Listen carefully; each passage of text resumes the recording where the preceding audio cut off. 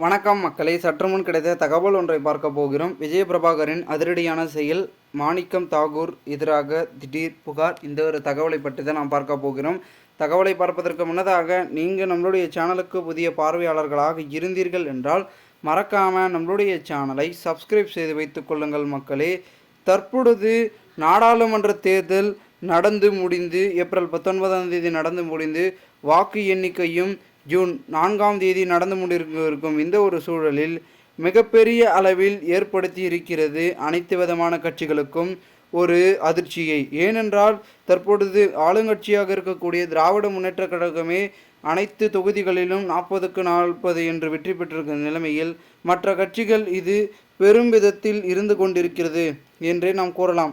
அதன் பிறகு தற்பொழுது இந்த வெற்றியில் நிறைய விதமான சிக்கல்கள் இருக்கிறது அப்படின்னே பார்த்திங்கன்னா தொடர்ந்து பார்த்திங்கன்னா மற்ற கட்சியினர்கள் பார்த்திங்கன்னா சொல்லி கொண்டிருக்கிறார்கள்.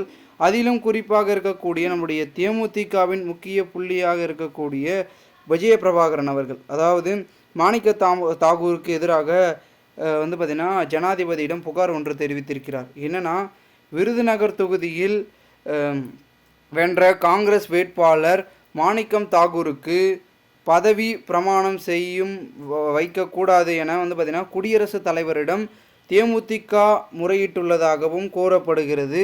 அதில் பார்த்திங்கன்னா விருதுநகரில் போட்டியிட்ட விஜயகாந்த் மகன் விஜயபிரபாகரன் 4000+ வாக்குகள் வித்தியாசத்தில் தோற்றார் என்பது அனைவர் மத்தியிலும் தெரிவிக்கப்படக்கூடிய ஒரு தகவலாக பார்க்கப்படுகிறது.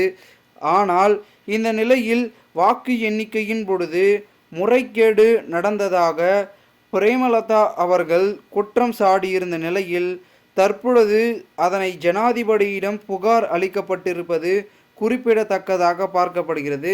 மேலும் இந்த ஒரு தகவலை எடுத்து இதில் பார்த்திங்கன்னா பரபரப்பு திமுகவிலும் காங்கிரஸ் கட்சியிலும் பார்த்திங்கன்னா ஏற்பட்டுள்ளது. காரணம், இவர்கள் இருவரும் கூட்டணியில் இருப்பதன் காரணமாக பலவிதமான முறைகேடுகள் ஈடுபட்டிருப்பதாகவும் தகவல்கள் என்பது கூறப்படுகிறது. அதை நாம் பொறுத்திருந்து பார்க்கலாம். மேலும் இந்த ஒரு வழக்கில் என்ன மாதிரியான தீர்ப்புகள் வரப்போகிறது, எப்படி விசாரணை நடைபெறப் போகிறது, யார் வெற்றி பெறப் போகிறார்கள், விஜயபிரபாகரனா இல்லை மாணிக்கம் தாகூரா அப்படின்றத நம்ம சற்றே பொறுத்திருந்து பார்க்கலாம்.